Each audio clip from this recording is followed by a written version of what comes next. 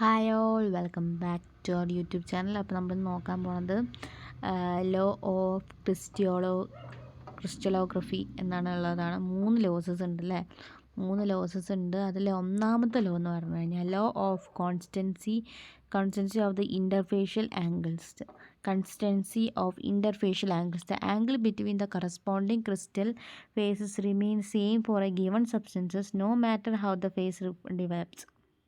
എന്ന് പറഞ്ഞു കഴിഞ്ഞാൽ ഒരു ക്രിസ്റ്റലിൻ്റെ ഫേസസിലുള്ള കറസ്പോണ്ടിങ് ആംഗിൾസ് സെയിം ആണെങ്കിൽ എന്താ പറയുക, സെയിം ആണ്. The angle between the corresponding crystal faces is same to the substances no matter how the face develop. എങ്ങനെയൊക്കെ ഫേസ് ഡെവലപ്പ് ആയി എന്ന് പറഞ്ഞിട്ട് കാര്യമില്ല. അതിൻ്റെ ഓപ്പോസിറ്റ് കറസ്പോണ്ടിങ് ആയിട്ടുള്ള ക്രിസ്റ്റലിൻ്റെ ഫേസസിലുള്ള ആംഗിൾസിൻ്റെ ഇതെന്ന് പറഞ്ഞു കഴിഞ്ഞാൽ എന്താ പറയുക, സെയിം ആയിരിക്കും.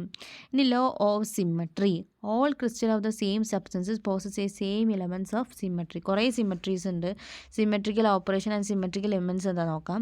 An action in which when a performed on an object yield a new orientation which is indistinguishable from original. Symmetrical operation എന്ന് പറഞ്ഞു കഴിഞ്ഞാൽ നമുക്കൊരു ചേഞ്ചസ് വരുത്താം എന്നൊക്കെയാണല്ലോ.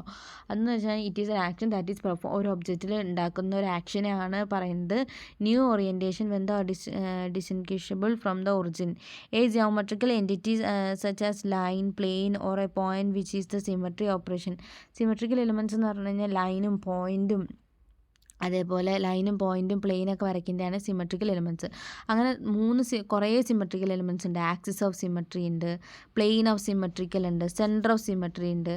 അങ്ങനെ 3 സിമെട്രി ഉണ്ട്. അതിൽ ആക്സിസ് ഓഫ് സിമെട്രി എന്ന് പറഞ്ഞു കഴിഞ്ഞാൽ it's an imaginary line passing through the centre of the crystals and the centre of rotated about the axis the same appearances come more than once.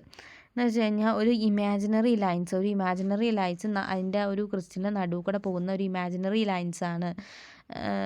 Same appearance come more than once. Same ഭാഗം എന്ന് പറഞ്ഞാൽ ഒന്നിലധികം വട്ടം ഇങ്ങനെ rotate ചെയ്യണ സമയത്ത് വരും. അതാണ് ആക്സിസ് ഓഫ് റൊട്ടേഷൻ. അതിൻ്റെ കണക്കൊക്കെ ഉണ്ട്. 360/90 ചെയ്യുക, അല്ലെങ്കിൽ എത്രയാണ് ആക്സിസ് എന്ന് വെച്ച് കഴിഞ്ഞാൽ അതിനനുസരിച്ച് ചെയ്യാം. അത്രയേ ഉള്ളൂ. ഇനി പ്ലെയിൻ ഓഫ് സിമെട്രി എന്ന് പറഞ്ഞാൽ it is an imaginary line plane passing through the centre of the crystals such as the crystal can be divide into 2 halves. One is the mirror image of the other. എന്ന് വെച്ച് കഴിഞ്ഞാൽ നമുക്ക് plain of symmetry എന്ന് പറഞ്ഞു കഴിഞ്ഞാൽ അത് നമ്മുടെ ഒരു പ്ലെയിന് ക്രിസ്റ്റലിന് നടുവ് കൂടെ പോകുന്നത്, അതിനെ 2 ഹാഫാക്കി മാറ്റുന്നു. ഒരു മിറർ വെച്ച പോലെ രണ്ട് പ്ലെയിൻസസ് ഉണ്ടാകുന്നു, 2 ഭാഗങ്ങൾ ഉണ്ടാകുന്നു. അതിനെ പറയുന്നതാണ് പ്ലെയിൻ ഓഫ് സിമെട്രി എന്ന്. ഇനി അടുത്തത് സെൻറ്റർ ഓഫ് സിമെട്രി എന്ന് പറഞ്ഞു കഴിഞ്ഞാൽ it is a point on the centre of the crystal such as the line any line drawn through it will meet the opposite face of the equal object. ഒരു ഒബ്ജക്റ്റിൻ്റെ നമ്മളൊരു object എടുക്കുകയാണെങ്കിൽ equal ഡിസ്റ്റൻസിലെത്തുന്നു. ഒരു object എടുക്കുകയാണെങ്കിൽ ആ centre of സിമെട്രിന്ന് ഏതൊരു line വരച്ചാലും അത് എവിടേക്ക് വരച്ചാലും അത് എന്ന് പറഞ്ഞാൽ ഈക്വൽ ഡിസ്റ്റൻസ് ആയിരിക്കും. അത്രയേ പഠിക്കാറുള്ളൂ. പിന്നെ അതിൻ്റെ ചെറിയ കണക്കുകളാണ്, അതൊന്നും വേണ്ട. പിന്നെ ക്രിസ്റ്റലോഗ്രാഫിക്കൽ ടേംസ് എന്ന് പറഞ്ഞു കഴിഞ്ഞാൽ the geometrical forms of the crystals is described by a set of 3 coordinates axis, crystal graphical axis. A plane which cut the plane crystallographic axis is unit plane. ഒരു പ്ലെയിന് 2 ഇതിനെ കട്ട് ചെയ്യുന്നെങ്കിൽ യൂണിറ്റ് പ്ലെയിൻ എന്നും, അതേപോലെ എന്താ പറയുക intercept ABC of the unit plane is called as unit intercept എന്ന് പറയുന്നു. അതിൻ്റെ ABCനെ പറയുന്നതാണ് യൂണിറ്റ് ഇൻ്റർസെപ്റ്റ് എന്ന് പറയുന്നു. അതിൻ്റെ റേഷ്യോ എന്ന് പറഞ്ഞാൽ ആക്സിയൽ റേഷ്യോ എന്ന് പറയുന്നു. അതിൻ്റെ റേഷ്യോ എന്ന് പറഞ്ഞാൽ ആക്സിയൽ റേഷ്യോ. ഇൻ്റർസെപ്റ്റ് ABCനെ പറയുന്നതാണ് യൂണിറ്റ് ഇൻ്റർസെപ്റ്റ് എന്ന് പറയുന്നു. അതേപോലെ ക്രിസ്റ്റോഗ്രാഫിക്കൽ ആക്സിസിനെ യൂണിറ്റ് പ്ലെയിൻ എന്നും പറയുന്നു.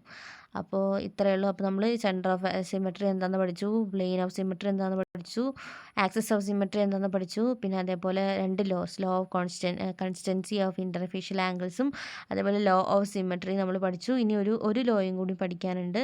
സോ അത് ഞാൻ നെക്സ്റ്റ് പാർട്ട് വീഡിയോയിൽ പറഞ്ഞു തരുന്നതായിരിക്കും. Thank you for watching and have A nice day.